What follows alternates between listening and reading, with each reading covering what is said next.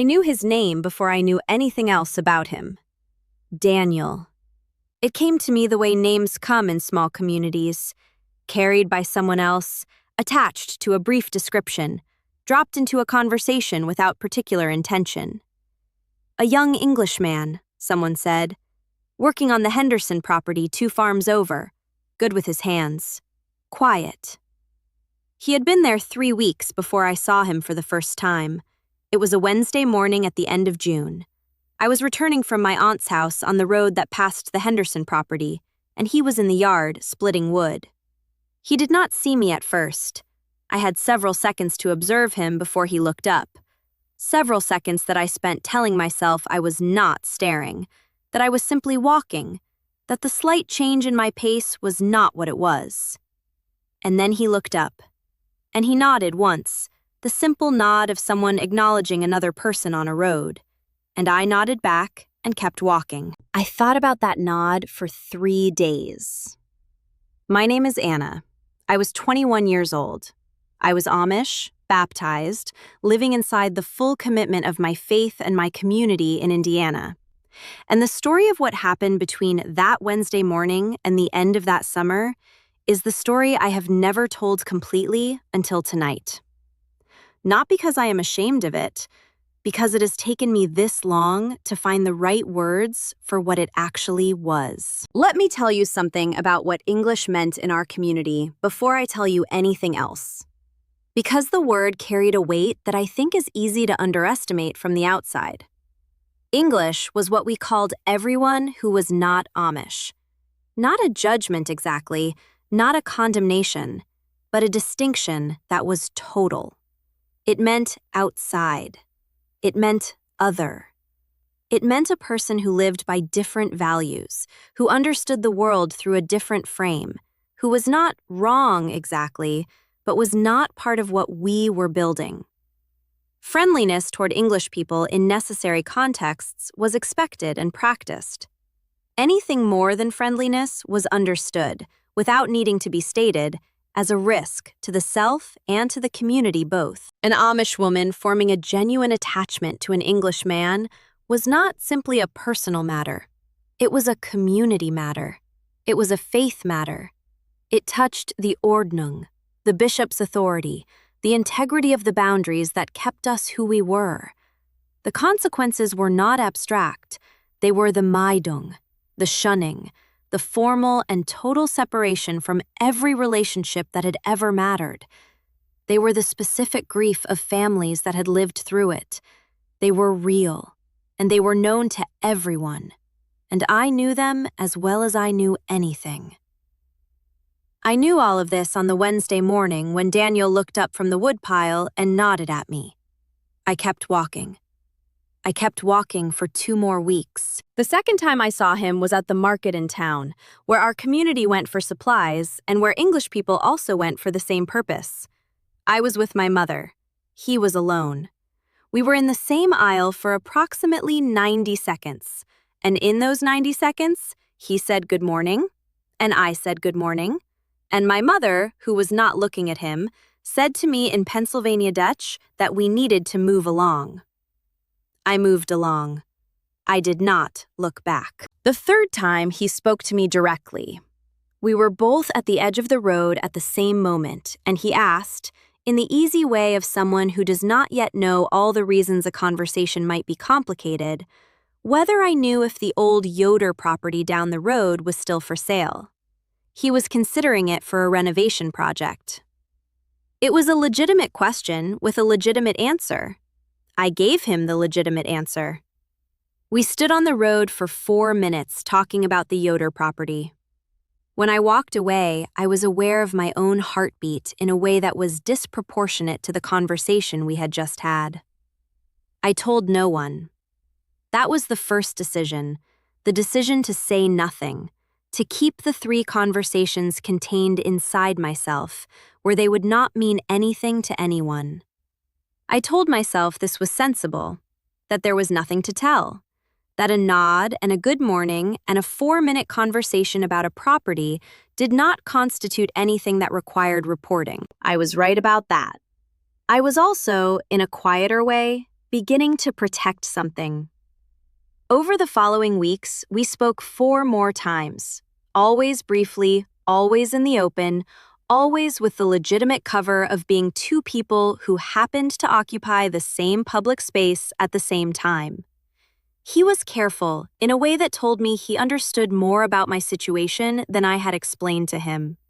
He did not seek me out. He was simply present sometimes, in the way of someone who is living his life in the same general geography as another person. And when we were present at the same time, he spoke to me the way he spoke to everyone, directly, without pretense, with a quality of attention that I found disorienting because I was not used to being listened to that way. He asked me questions. That was the thing that kept undoing me, conversation after conversation. He asked me questions about what I thought and what I believed, and what I found beautiful about my life, and what I found difficult.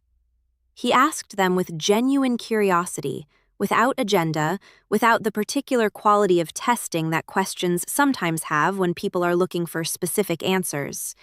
He wanted to know what I actually thought. In 21 years of living inside a community where my inner life was valued only insofar as it aligned with the community's values, the experience of someone wanting to know what I actually thought was more destabilizing than I can easily convey. I knew what I was doing. I want to be clear about that. I was not naive about the accumulation of small conversations or the direction they were moving. I was making choices. Small ones, incremental ones, choices that individually were defensible and collectively were not. I was building something I was not allowed to build, and I was doing it with my eyes open, which is both the most honest thing I can say about it and the thing that makes me most responsible for what followed. By the middle of August, we had moved beyond the road and the market and the accidental shared spaces, not by arrangement. I want to be precise about this, but by the natural movement of two people who have been circling something and finally stop circling it. One evening, I was walking the long way home along the fence line of the back field, and he was there, on the other side of the fence, walking the boundary of the Henderson property, for reasons that may or may not have been as practical as they appeared. We walked on opposite sides of a fence for 20 minutes and talked about everything. About faith and doubt, and what it meant to build a life deliberately versus inheriting one. About what he had left behind in the city he had come from, and what he had found in the countryside that he had not expected to find. About what I loved about my life, and what cost me, and what I could not yet name. I went home that evening, and I sat with the full understanding of what was happening, and I was afraid in a way that was also, I am ashamed to say, the most alive I had felt in a long time. The community found out in September, not through any single dramatic moment, through the quiet, invisible channels of information that move through a small community like water finding its level. Someone had seen us on the road. Someone else had noticed a pattern. The information reached my father before it reached the bishop, which was the only mercy in it, because it gave my father a chance to come to me first. He came to me on a Sunday evening. He sat across from me in the kitchen, and he asked me, in the careful way of a man who loves his daughter and is afraid of what she is going to tell him, whether there was something he needed to know. I looked at my father's face, the face I had known my whole life, the face that had been the most constant thing in my world, and I told him the truth. Not all of it. The shape of it. His face did not change in the way I had feared. He was quiet for a long time. Then he said, "Anna, I need you to understand what you are standing at the edge of." Not to frighten me into compliance, my father was not that kind of man, but because he genuinely needed me to understand. He spoke about the Meidung with a plainness that made it more real than any sermon I had ever heard about it. He spoke about the families he had watched go through it.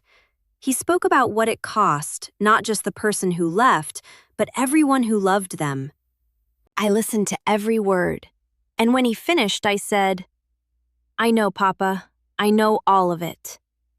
He said, "And?" I did not answer him that night. I could not answer him that night, because I did not yet know the answer myself.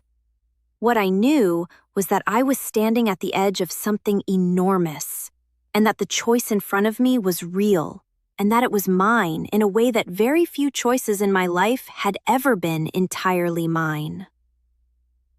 What happened after that Sunday evening is a longer story than I can finish tonight.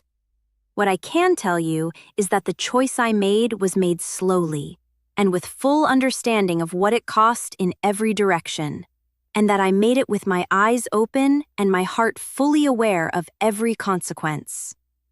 I will not tell you which way I chose, because I think that is less important than the truth of what the choosing felt like. What it means to stand at the edge of the life you were given and feel, for the first time, the full weight of your own agency pressing back against it. What I want to say to you tonight is something I could not have said before that summer.